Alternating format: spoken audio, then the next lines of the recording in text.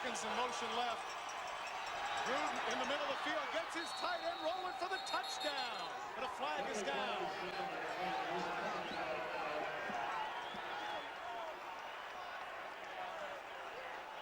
It appears by the reaction of the Tampa people that it's going to be a defensive penalty, and it is. It appeared that Chris Spencer got fooled on the coverage and grabbed the tight end. Well, as he comes across, look at Gruden on the dropback. They come with a blitz, and Chris Spencer doesn't have anything to do. I think he was fooled. A little bit of miscommunication in the secondary there. Rowland just showing block. Leonard Conley in motion right. Warner rolls out that direction. Spencer is wide open for the touchdown. A lot of confusion on the part of the defensive backs for Tampa to allow Spencer to be that wide open, Kirk.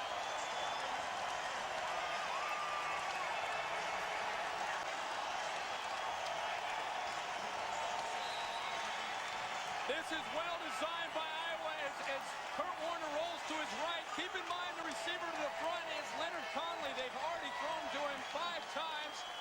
All the defenders squeezed up on Conley. 1st and 10 going up. Lamont Cooper on height. Motion catches it for the touchdown. From the outset, you could see it. He was going just completely flat out. You knew it was an up pattern. Warner put it right on the money. And Cooper ran right by the defender. They got a little bit of pressure here on Kurt Warner, but he, again, once you put pressure on in the blitz with Cedric McKinnon, he almost enjoys it. It really doesn't seem to bother him. Cooper got behind Perkins, and he just barely got his feet inbounds for the touchdown, but really credit. 1st and 10 at the 20. Gruden with a lot of time, gets it to LaFrance, deep across the field, it's a touchdown! This time, James and LaFrance did not mix up their feet, and on the deep crossing pattern, Gruden threw it right on the money.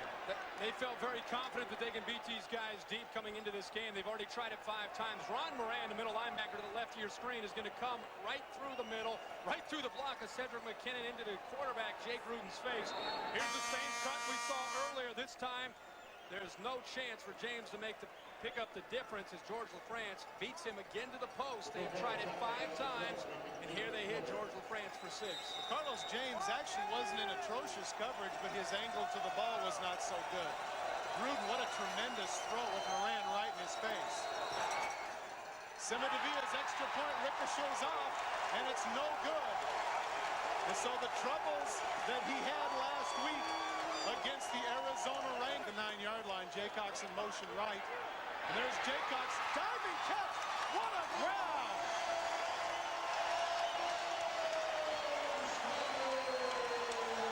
You saw Johnny Harris go after one of the fans. Here's a situation where the fans are literally right on top of you. Harris lost his cool a little bit there. Nothing you could do. Jacox laying out with a fabulous catch. That's asking a lot out of Johnny Harris to make this man-to-man coverage on one of the most dangerous wide receivers in the entire league. And another crossing route, taking advantage of the quickness of Willis Jacox. And again, quarterback Kurt Warner and Willis Jacox have a great feel for one another. Put it where only Jacox can make the left. More time this time. He's got the deep ball to Stevie Thomas. He makes the catch. He's in for the touchdown, but a flag is down. There's a penalty flag down. The flag would seem to be in the vicinity of the defense, and so the touchdown is going to stand, I do believe.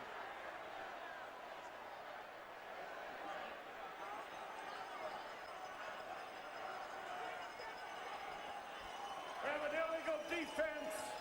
Penalty is refused. Touchdown.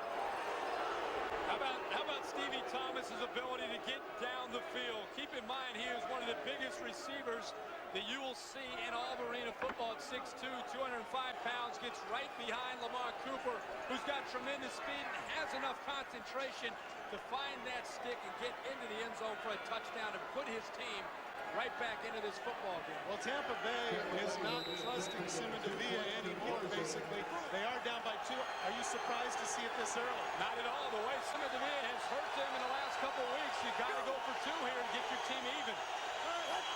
LaFrance in motion right. Gruden rolls right. Throws back and picks the ground, and he's got LaFrance in the back of the end zone. Harold Jasper looked like for a minute he was going to get a piece of that, but he couldn't quite get high enough.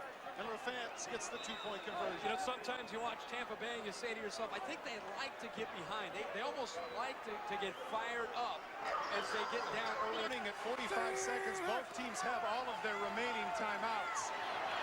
Warner is going to get picked off by Stevie Thomas. He's in for the touchdown.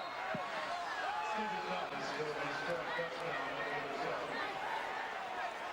Just like last week against the Wranglers, Stevie Thomas at 6'2" hides a little bit at that Jill linebacker. Certainly Warner didn't see him. Well, this time Stevie Thomas is waiting, or not waiting. Last week he waited rather for the second half. This time he makes the big play back-to-back with the touchdown reception. And here just kind of hiding in there.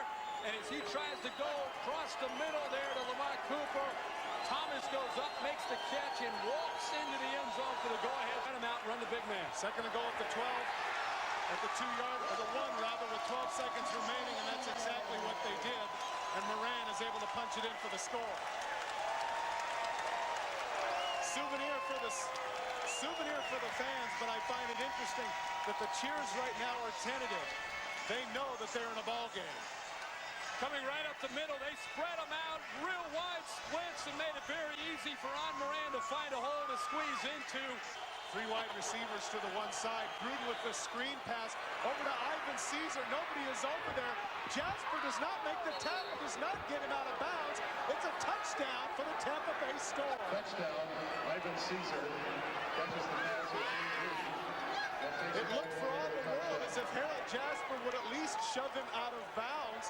But for some reason, the Iowa defense went numb on that particular play. And give Ivan Caesar some credit. He burst up the field. Ivan Caesar to the far right of your screen is just going to hold on to Matt Eller, then leak out. And now all of a sudden there's nobody out there but Kent Wells to pick up the block. He gave a little bit of a juke there. And I don't think Harold Jasper wanted anything to do with Ivan Caesar as Caesar was in yards. Snap is high, but Lopez gets it down. And the kick by Black is good.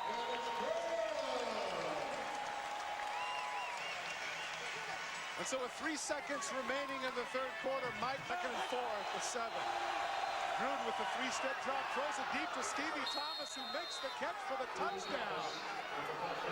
And Carlos James is livid, but quite frankly, he's got to be mad at himself. With that particular area, I can't believe that he couldn't use the sidelines as at least a little bit of a buffer and to force Thomas out. Well, there's still a lot of football to be played in this game right now, but you're starting to see the professionalism of Tampa Bay under pressure and coming through and making plays. Here, Jay Gruden putting the ball up and over Carlos James, and James not real happy about it starting. Spencer in motion left. Warner waiting on him. He comes back and makes the catch. Touchdown. You have been commenting to the fact that at some point that 6'4", 215-pound frame was going to pay dividends for the Barnstormers. Well, it did right there.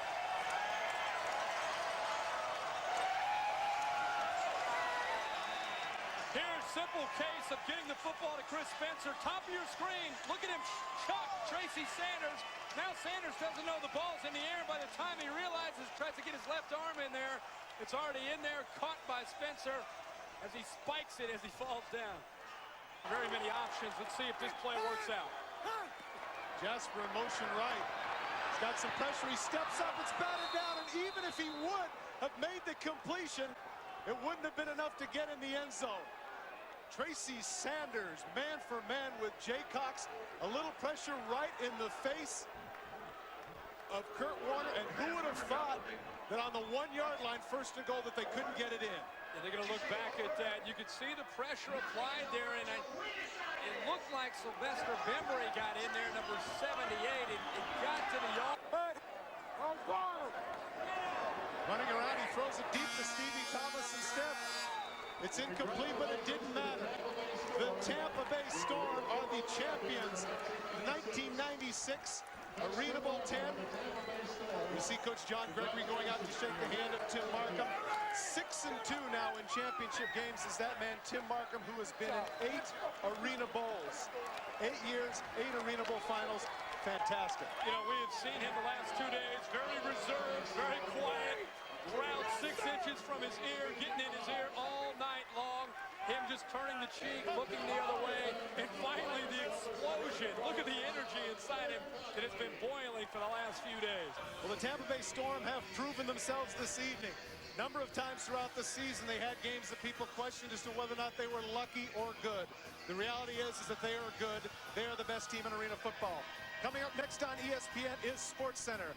The final score here, the Tampa Bay Storm 42, the Iowa Barnstormers 38.